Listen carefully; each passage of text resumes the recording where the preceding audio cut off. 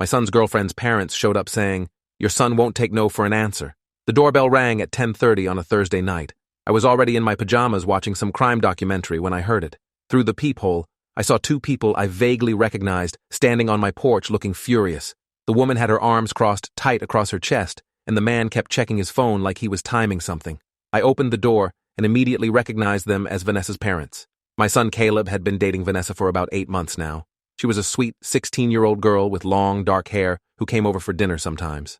Her parents looked nothing like the polite people who'd shaken my hand at Caleb's last basketball game. The father, Richard, stepped forward before I could even say hello. "Your son won't take no for an answer," he said in this tight voice that sounded like he was holding back from yelling. "We told him to leave Vanessa alone and he keeps harassing her." The mother, Patricia, held up her phone showing me a screen full of text messages. There were dozens of them, maybe over 100, all from Caleb's number. I could see fragments of the messages as she scrolled. "Please just listen to me. You can't do this. I'm begging you to reconsider. Don't make this decision without me." My stomach dropped, looking at all those messages. Richard continued talking while Patricia kept her phone in my face. "Your son has called our daughter 43 times today alone." 43. "He showed up at our house twice this morning before school. He's been waiting in the parking lot after her classes. This has to stop right now or we're filing a restraining order." I felt my face getting hot with embarrassment and confusion. Caleb had always been a good kid, never got in serious trouble, made decent grades, played sports. This obsessive behavior wasn't like him at all. I asked them what happened, why Vanessa wanted space from him. Patricia's expression changed to something harder, more defensive. "That's none of your concern. What matters is your son needs to respect our daughter's boundaries and leave her alone. She doesn't want to see him anymore, and he needs to accept that." Richard added that they'd already spoken to the school counselor, and the police were aware of the situation. They were giving me one chance to handle this before they took legal action. I promised them I'd talk to Caleb immediately and make sure he stopped contacting Vanessa. They left, without another word, walking quickly back to their car. I stood in my doorway, watching their tail lights disappear down the street, feeling sick to my stomach. I went upstairs and knocked on Caleb's door. He was 17, a junior in high school, and usually pretty responsible about homework and curfew. The door was locked, which was unusual. "Caleb, I need to talk to you right now. It's important." I heard movement inside, and after a long pause, the lock clicked. He opened the door, looking terrible. His eyes were red and swollen, like he'd been crying for hours. His hair was messy, and he was still in the clothes he'd worn to school that morning. The room behind him was dark, except for his desk lamp. I could see his phone on the bed, screen up, like he'd been staring at it. I stepped inside and closed the door behind me.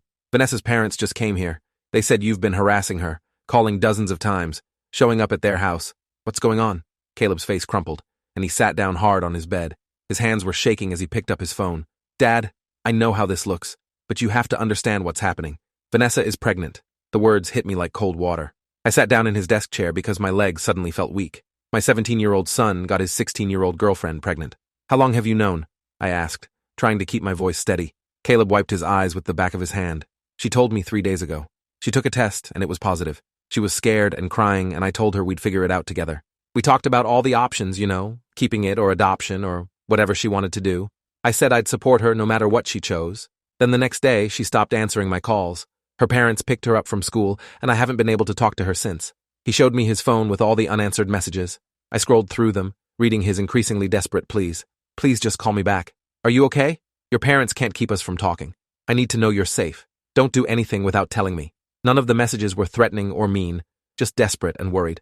I asked him why he thought her parents were keeping them apart. Caleb's jaw tightened.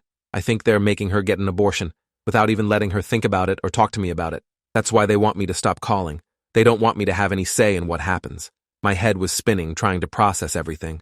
I asked if he was sure about the pregnancy, and he nodded. "She showed me 3 positive tests. She was definitely pregnant." I spent most of that night lying awake trying to figure out what to do. On one hand, Vanessa's parents had a right to help their daughter make medical decisions.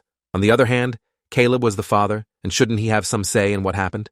But legally, at 16, Vanessa's parents had full authority over her medical care.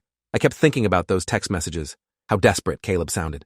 By morning, I decided I needed to try talking to Vanessa's parents calmly, adult to adult. I called Richard's number around 8 a.m. after Caleb left for school. He answered on the first ring, sounding immediately hostile.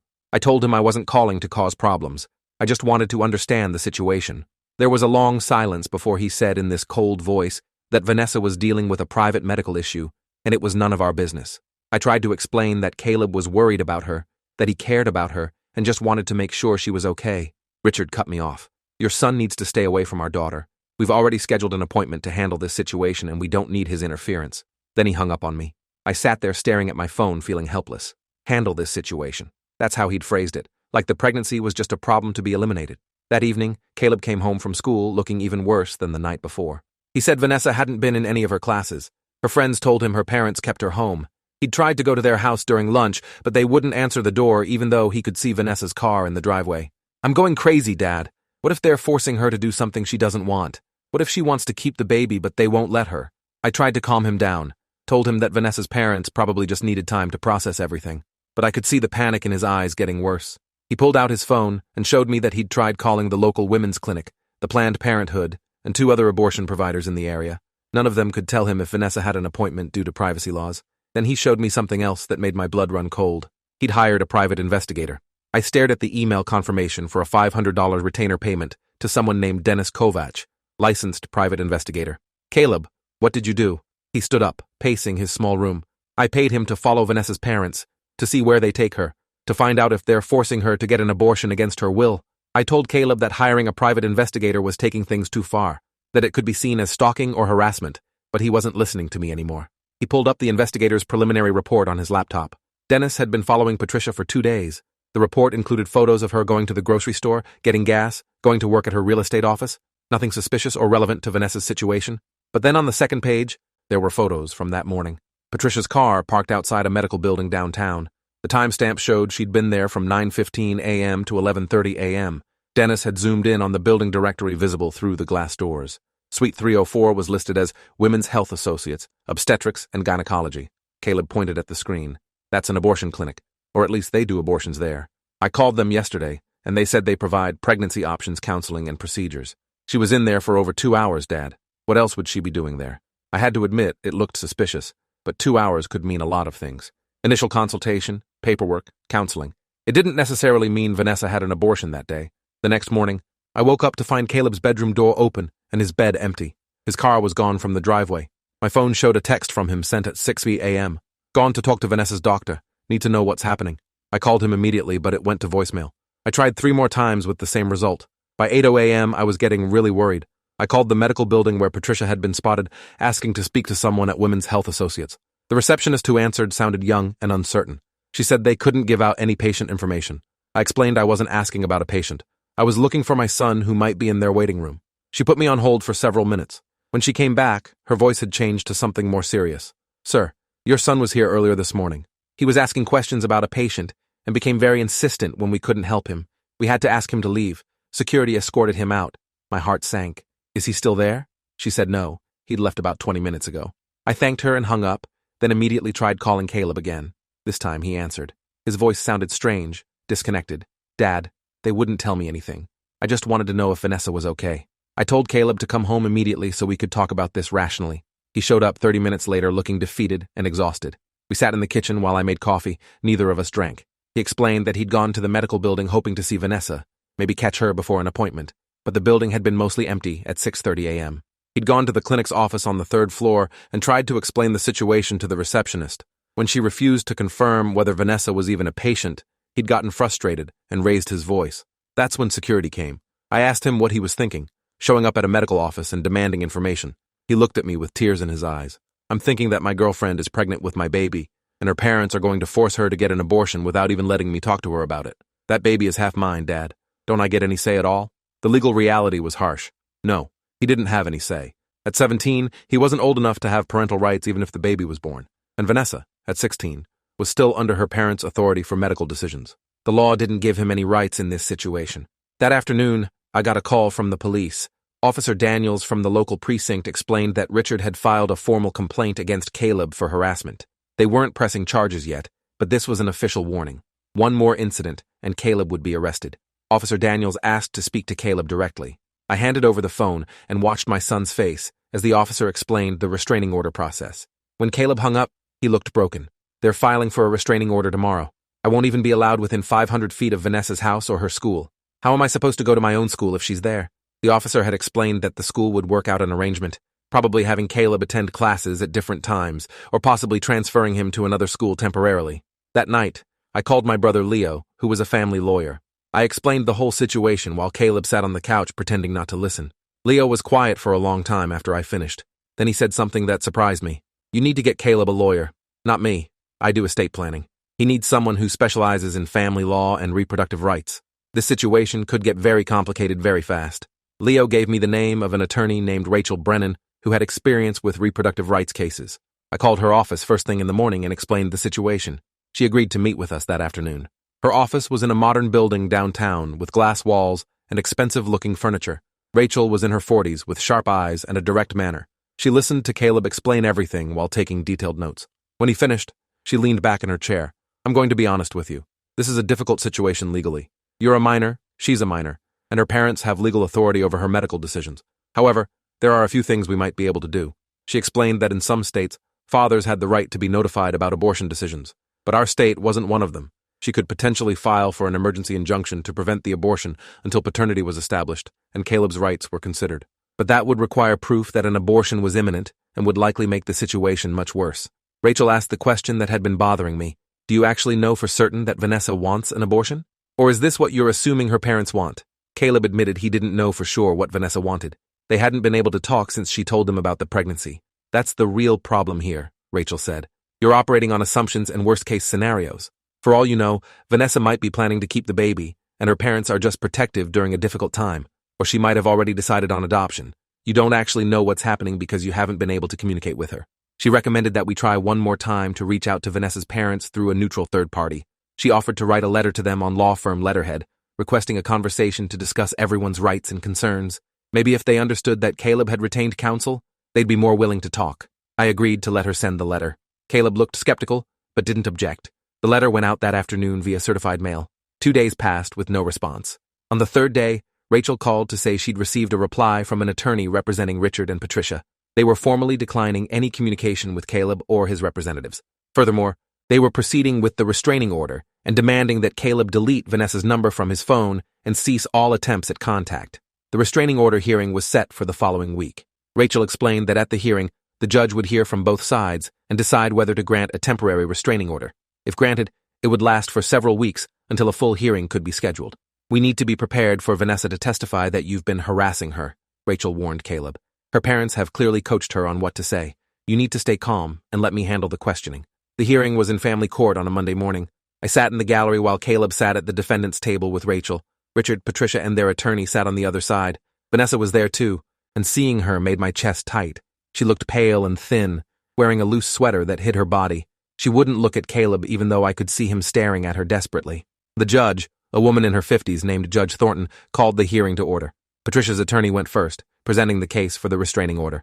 He showed the judge a printout of all the text messages, the call logs showing 43 attempts in one day, witness statements from neighbors who saw Caleb at their house multiple times. He painted a picture of an obsessive, controlling teenage boy who couldn't accept that his girlfriend wanted space. Then, Vanessa was called to testify. She walked to the stand slowly, keeping her eyes down. Her voice was barely audible as she answered the attorney's questions. Yes, Caleb had been her boyfriend. Yes, they'd broken up 3 days ago. No, she didn't want to see him anymore. Yes, his constant calling and texting made her feel scared and harassed. The attorney asked her directly, "Has Caleb threatened you or tried to control your decisions?" Vanessa hesitated for just a moment. Then she said in that same quiet voice, "He won't accept my decision about my pregnancy. He keeps trying to change my mind." The courtroom went silent. Judge Thornton leaned forward. "You're pregnant?" Vanessa nodded. Patricia's attorney jumped in quickly. "My clients are supporting their daughter through a private medical situation. The respondent has been harassing her about her healthcare choices, which is precisely why we need this restraining order." Rachel stood up. "Your Honor, I'd like to question the witness." Judge Thornton nodded. Rachel approached Vanessa with a gentle expression. "Vanessa, did you and Caleb discuss the pregnancy before you stopped communicating with him?" Vanessa glanced at her parents before answering.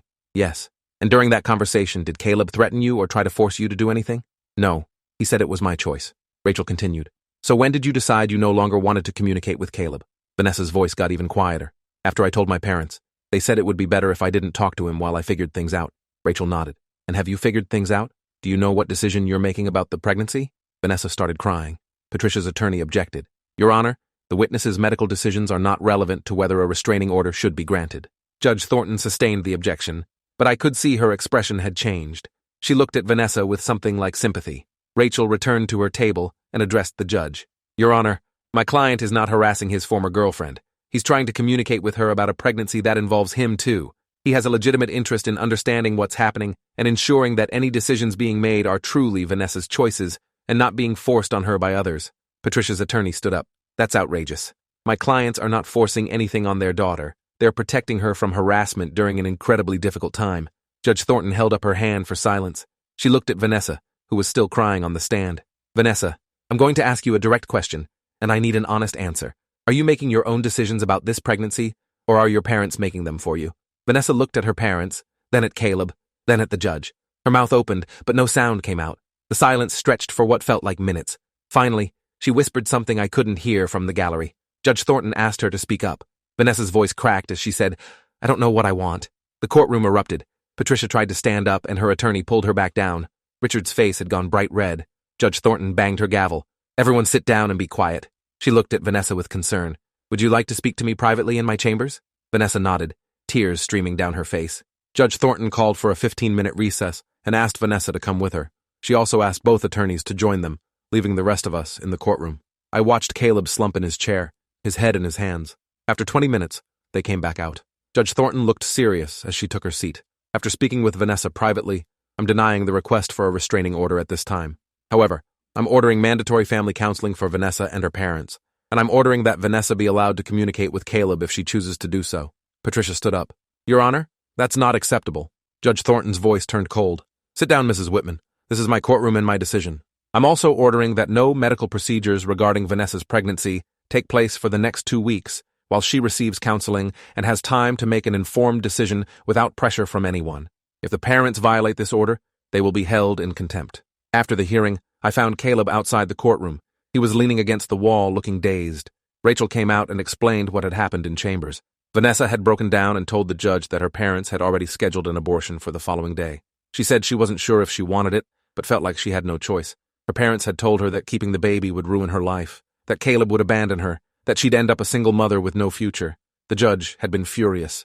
She'd ordered the immediate counseling and the 2-week hold on any procedures. Rachel said it was unusual for a judge to intervene so directly, but Judge Thornton clearly felt that Vanessa was being coerced. On the drive home, Caleb stared out the window in silence. Finally, he said, I just want her to make her own choice. Whatever she decides, I'll support it. But it has to be her choice, not her parents forcing her. I told him I was proud of how he'd handled everything. That night, Caleb's phone rang around 9 p.m. I heard him answer, and then his voice got urgent. Vanessa, are you okay? I stayed in the hallway near his door, not quite eavesdropping, but definitely listening. Their conversation lasted almost an hour. I couldn't hear her side, but I heard him say things like, I'm not trying to control you, and whatever you decide, I promise I'll be there, and your parents can't stop you from making your own choice. The next morning at breakfast, Caleb told me what Vanessa had said. She'd called from her friend's phone because her parents took her cell away after the hearing. She told him that the abortion appointment for that Friday had been canceled by court order, but her parents were furious. They'd spent the evening telling her she was making the biggest mistake of her life by not getting the abortion immediately. Her mother had cried and said Vanessa was throwing away her future. Her father had threatened to cut her off financially if she kept the baby, but Vanessa also said something that gave Caleb hope. She said she'd been having dreams about being pregnant, about holding a baby, and in the dreams, she felt happy. She wasn't sure what that meant, but she knew she at least needed time to think without everyone pressuring her. The court-ordered counseling started 3 days later. Rachel had recommended a therapist named Dr. Nina Castellano, who specialized in crisis pregnancy counseling. The first session was just Vanessa and Dr. Castellano. The second session included Richard and Patricia. The third session, which happened a week after the hearing, included Caleb. I drove him to Dr. Castellano's office, which was in a quiet building near the park. He was nervous, bouncing his leg in the passenger seat the whole drive. What if she's decided to get the abortion? What do I say? I told him to just be honest and supportive. The waiting room was painted in calm blues and greens. Caleb checked in with the receptionist and sat down next to me. After 10 minutes, Dr. Castellano came out. She was a woman in her 60s with kind eyes and gray hair pulled back in a bun. She shook Caleb's hand and led him back through a door. He was in there for 2 hours. When he finally came out, his eyes were red, but he looked calmer than I'd seen him in weeks. On the drive home, he told me what happened. Vanessa had been there with her parents at first. Dr. Castellano had asked everyone to share their feelings without interruption. Richard had said he was worried about Vanessa's future, that she was too young to be a mother, that this would destroy her college plans.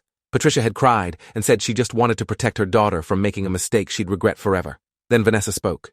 She said she was tired of everyone telling her what to do, that she appreciated her parents' concern, but she needed to make her own decision. She said she'd been researching adoption and found it was a real option she hadn't considered before. She could carry the pregnancy to term and place the baby with a family who wanted children. That way, the baby would have a good life, and she could continue with her education. Caleb said her parents had reacted badly to the adoption idea. Patricia had said that pregnancy would still ruin Vanessa's junior year of high school, that everyone would know and judge her. Richard had pointed out that Vanessa's body would change permanently, that labor was dangerous, that this wasn't a simple solution. But Dr. Castellano had intervened. She'd asked Richard and Patricia to step out so she could talk to Vanessa and Caleb alone. Once they were gone, Vanessa had finally opened up. She'd admitted she didn't want an abortion. She'd had nightmares about it, about regretting it for the rest of her life, but she also knew she wasn't ready to be a parent at 16. Adoption seemed like the best option, but her parents were so against continuing the pregnancy at all that she felt trapped. Dr. Castellano had asked Caleb what he wanted.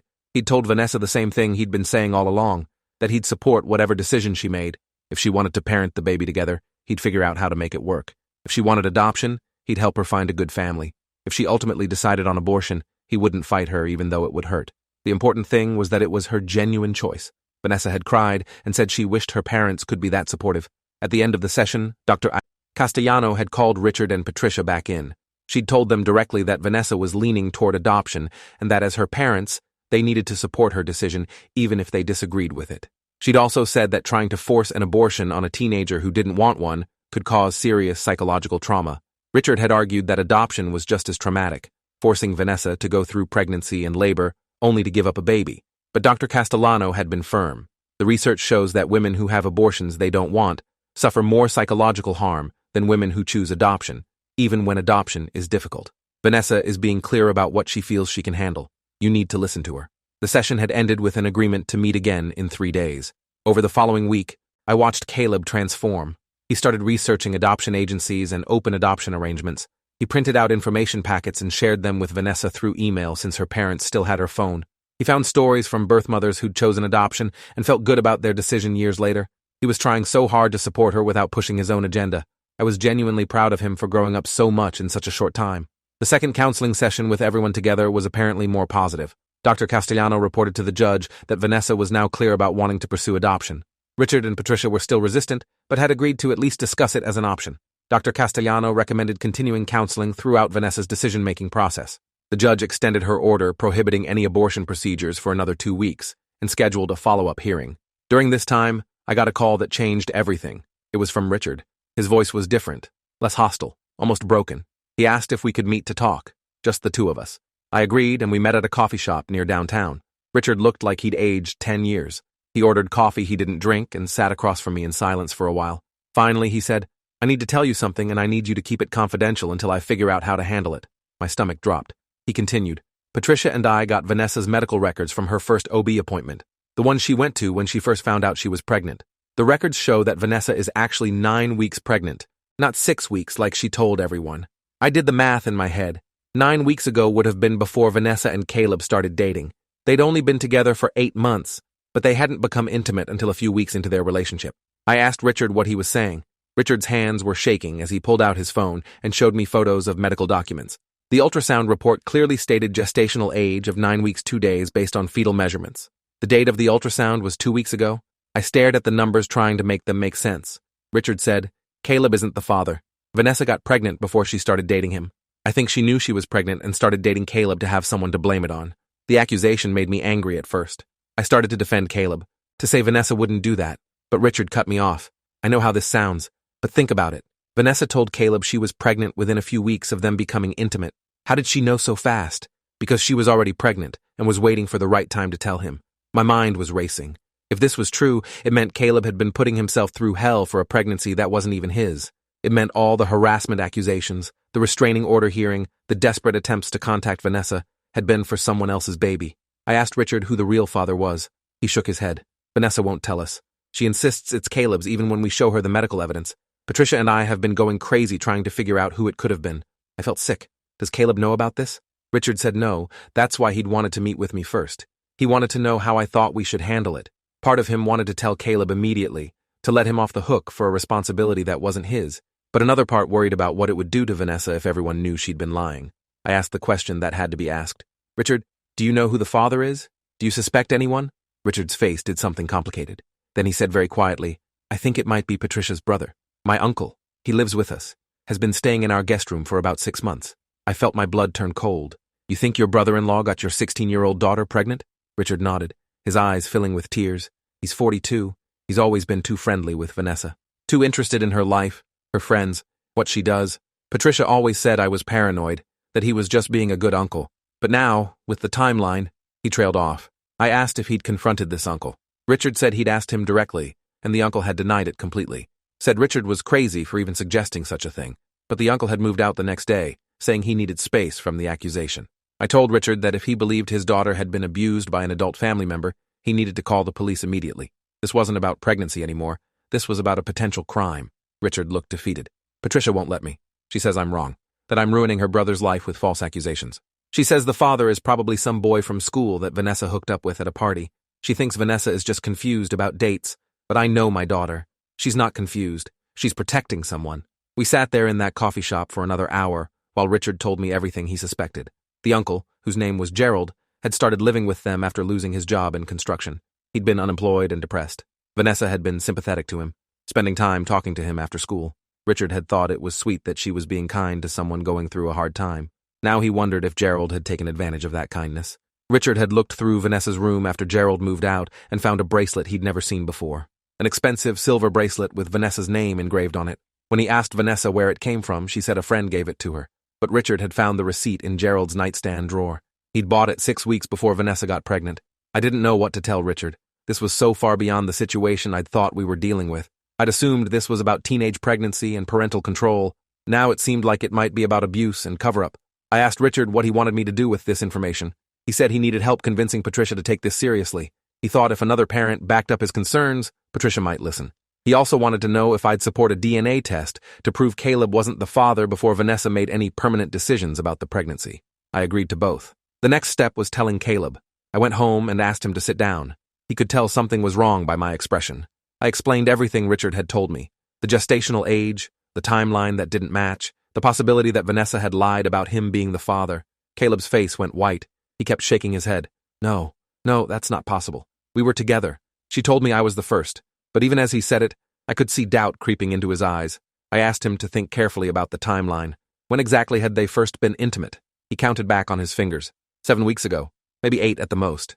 The medical records said 9 weeks pregnant as of 2 weeks ago. That would mean conception happened 11 weeks ago. He definitely wasn't the father. Caleb stood up and started pacing. Why would she lie to me? Why would she let me think it was mine? Why would she put me through all of this? I didn't have answers. Maybe she was scared and needed someone to lean on. Maybe she was protecting the real father. Maybe, and this was the darkest possibility, maybe she didn't want to admit what had really happened to her. I told Caleb about Richard's suspicion regarding the uncle. Caleb stopped pacing. He said, Gerald? The guy who lived with them? He was always around when I picked Vanessa up, always asking where we were going, when I'd bring her home. I thought he was just being protective. Oh my God. We sat in silence for a while. Finally, Caleb said he needed to talk to Vanessa. He needed to hear from her what the truth was. I told him to be careful, that if she'd been abused by an adult, confronting her might make things worse. But Caleb was determined. He texted Vanessa from my phone since she wouldn't respond to his number. He asked her to meet him at the park. To his surprise, she agreed. I drove him there and waited in the parking lot while they talked on a bench near the pond. Through the car window, I could see their body language. Vanessa was hunched over, defensive. Caleb was leaning forward, talking urgently. At one point, Vanessa stood up like she was going to leave. Caleb gently touched her arm, and she sat back down. They talked for over an hour. When Caleb came back to the car, his eyes were red. He got in and sat in silence for a few minutes before he could speak. She admitted it. I'm not the father. I asked who was. Caleb's voice was hollow. She won't tell me. She just kept saying it doesn't matter, that the baby is hers, and she'll decide what to do with it. I asked her directly if someone hurt her, if someone forced her. She said no, but she was lying. I could tell she was lying. We drove home in silence. That night, I called Rachel and explained the new developments. She listened carefully and then said something I hadn't considered. If Vanessa is protecting someone who abused her, and that person is still out there, she might be in danger. We need to involve the authorities. I told her about Richard's suspicions regarding Gerald, but also about Patricia's resistance to believing it. Rachel said she'd file a report with Child Protective Services. They would be required to investigate if there was suspicion of abuse. The next day, a CPS investigator named Monica showed up at Richard and Patricia's house. Richard had called to warn me. He said Patricia was furious, accusing him of calling CPS himself. He'd told her he didn't, but she didn't believe him. Monica interviewed Vanessa privately for 2 hours. Afterwards, she interviewed Patricia and Richard separately. According to Richard, who called me after Monica left, Vanessa had stuck to her story. She insisted she'd been in a consensual relationship with Caleb, and the pregnancy was his. She denied any abuse or coercion. Monica had asked about Gerald, and Vanessa said he was just her uncle who'd lived with them for a while. She said he'd never touched her inappropriately or made her uncomfortable. Patricia had backed up Vanessa's story completely. She'd told Monica that Richard was having paranoid delusions about her brother and that his accusations were tearing their family apart. Richard had told Monica everything he suspected, but without any direct evidence or an admission from Vanessa, there wasn't much CPS could do. Monica had said she'd keep the case open and would follow up in a week. That same afternoon, I got a call from Detective Wallace from the police department. He said he'd been contacted by CPS about potential abuse and wanted to ask some questions. Could he come by to talk to Caleb? I agreed, and an hour later, Detective Wallace was sitting in our living room.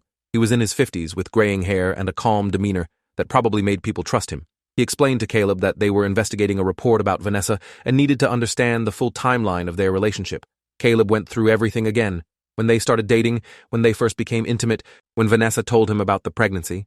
Detective Wallace asked if Caleb had ever met Gerald. Caleb said yes, multiple times. Gerald was always around when Caleb picked up Vanessa, always seemed interested in what they were doing, where they were going. Detective Wallace asked if Caleb had ever noticed anything inappropriate between Gerald and Vanessa. Caleb thought hard. Then he said, "Actually, yeah. One time I came to pick her up early, and Gerald answered the door. He said Vanessa was still getting ready upstairs and invited me to wait in the living room. But I heard Vanessa call down, asking who was at the door. When Gerald said it was me, she came running downstairs really fast, still in her pajamas. She looked scared or upset. I asked if she was okay, and she said yeah, but she practically pulled me out of the house. Said she wanted to finish getting ready at her friend's house instead. At the time, I thought maybe she was just embarrassed I'd seen her in pajamas or something. But thinking back, she seemed genuinely scared." Detective Wallace wrote all of this down. He asked if Caleb had any other observations about Gerald. Caleb mentioned that Vanessa always seemed nervous when Gerald was around. She'd get quiet and wouldn't make eye contact with him. One time, Gerald had reached out to put his hand on Vanessa's shoulder, and she'd flinched away.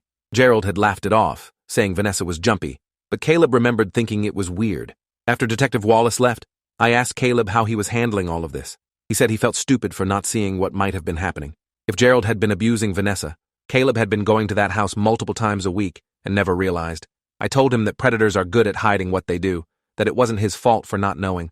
The next few days were quiet. Caleb went to school but said Vanessa hadn't been there. Richard texted me that she was doing homebound instruction because the stress was affecting her health. Then on Friday afternoon, something broke. Patricia called me. Her voice was shaking. "We need to talk. All of us. Can you and Caleb come to our house tonight?" I said we'd be there at 7. When we arrived, Richard answered the door looking exhausted. Patricia was sitting on the couch with her head in her hands. Vanessa wasn't there. Richard explained she was upstairs in her room. Patricia looked up at us with red, swollen eyes. She said, "I called Gerald this morning. I needed to hear him deny it again, to confirm my brother isn't capable of what Richard has been suggesting. But this time, I asked him specific questions. I asked him about the bracelet he bought Vanessa. I asked him why he moved out so suddenly. I asked him if he'd ever been alone with Vanessa in a way that could have been misunderstood." Patricia's voice broke. He said too much. He tried to explain himself, and in explaining, he basically confessed. He said Vanessa had been going through a hard time with school stress. He said he'd been comforting her. He said one night they'd watched a movie together and things had gotten confused. Confused. That's the word he used. Things got confused. Richard put his arm around Patricia, even though you could tell she didn't want to be touched. She continued. I asked him how many times things had gotten confused. He said it only happened twice. Twice. My 42-year-old brother had sex twice with my 16-year-old daughter, and he called it confused. I felt sick. Caleb looked like he might throw up. Patricia said she'd confronted Vanessa after getting off the phone with Gerald. At first, Vanessa had denied everything, but when Patricia told her that Gerald had admitted to it, Vanessa had broken down. She'd told her mother everything. Gerald had started touching her inappropriately about 4 months ago. At first, it was just hugs that lasted too long or his hand on her lower back.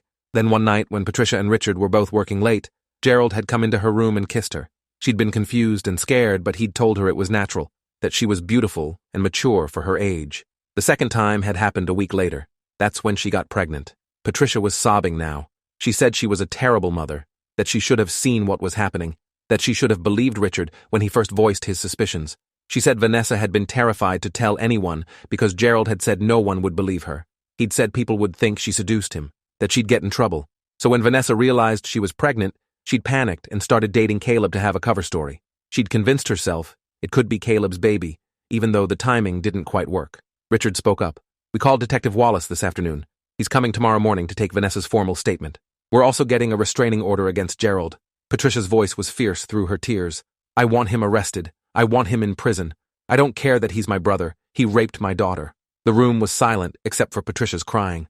Finally, Caleb spoke. He looked at Patricia and Richard and said, I'm so sorry I didn't see what was happening. I should have protected her. Richard shook his head. You didn't know. None of us knew except him. And he knew exactly what he was doing. I asked if Vanessa was okay, if she needed anything. Patricia said Vanessa had agreed to see a therapist who specialized in sexual abuse. She was also still in counseling with Dr. Castellano about the pregnancy. The question everyone was avoiding finally came up. Richard asked Caleb directly, now that you know the baby isn't yours, do you still want to be involved in what happens? Caleb didn't hesitate. Vanessa is still my friend. If she wants my support, I'll give it. But this is completely her decision now. I have no claim to this situation anymore. Over the following week, everything moved quickly. Detective Wallace took Vanessa's statement with a victim advocate present. The details were disturbing. Gerald had been grooming her for weeks before anything physical happened. He'd told her she was special, that she was more mature than other girls her age, that they had a connection. The sexual contact had happened twice, both times when her parents were working late. After the second time, Vanessa had told Gerald it couldn't happen again. He'd agreed, but said it had to be their secret or both of them would get in trouble. When Vanessa realized she was pregnant, Gerald had given her money for an abortion and told her to handle it quietly. Instead, she'd panicked and started dating Caleb. Detective Wallace also tracked down Gerald, who had moved to his mother's house 2 towns over. When confronted with Vanessa's statement, Gerald had asked for a lawyer and refused to answer questions. But his initial phone confession to Patricia was enough for the DA to press charges. Gerald was arrested on charges of statutory rape and child endangerment. Because Vanessa was 16 and Gerald was over 40, it was automatically considered statutory rape in our state regardless of consent. The pregnancy provided physical evidence of the sexual contact. Gerald's bail was set at $50,000, which his mother couldn't afford, so he stayed in jail awaiting trial. Meanwhile, Vanessa had to decide what to do about the pregnancy. With her parents now fully supportive of whatever she chose, she was able to think clearly for the first time. She met with Dr. Castellano several more times. She researched all her options extensively. Ultimately, she decided on adoption. She said she couldn't terminate the pregnancy knowing it was part of her, but she also wasn't ready to parent. She wanted the baby to go to a family who would love and care for it. Patricia and Richard supported her decision and helped her find an adoption agency that specialized in open adoptions. Over the next few months, Vanessa selected adoptive parents, a couple in their 30s who'd been trying to have children for years. They met several times and Vanessa felt comfortable with them. They agreed to an open adoption where Vanessa could receive updates and photos as the child grew. Caleb stayed in touch with Vanessa throughout her pregnancy, but their romantic relationship was over. The trauma of everything that had happened was too much to overcome. They remained friendly, and Caleb occasionally checked in to see how she was doing. When Vanessa was 7 months pregnant, Gerald's trial began. The prosecutor had a strong case with Vanessa's testimony, the medical records proving sexual contact had occurred, and Patricia's phone recording of Gerald's partial confession.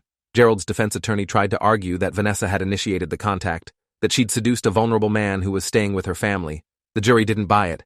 After 3 days of testimony, they found Gerald guilty on both charges.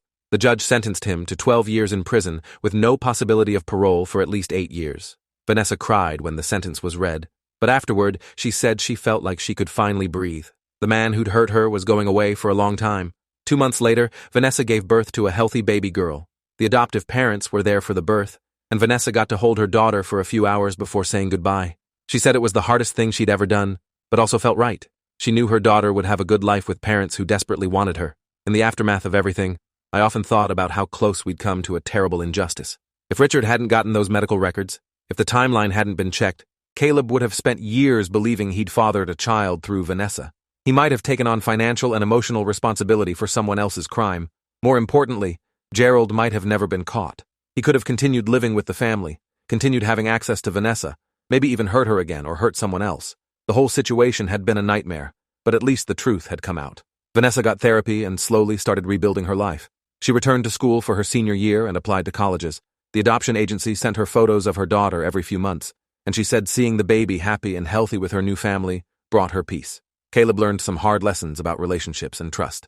He'd been so focused on protecting what he thought was his child that he'd missed the signs that Vanessa was protecting herself from something much darker. He felt guilty about that for a long time, but eventually came to understand that he'd done the best he could with the information he had. If you enjoyed this, you'll definitely want to see the next ones too. So subscribe now and let me know your take in the comments.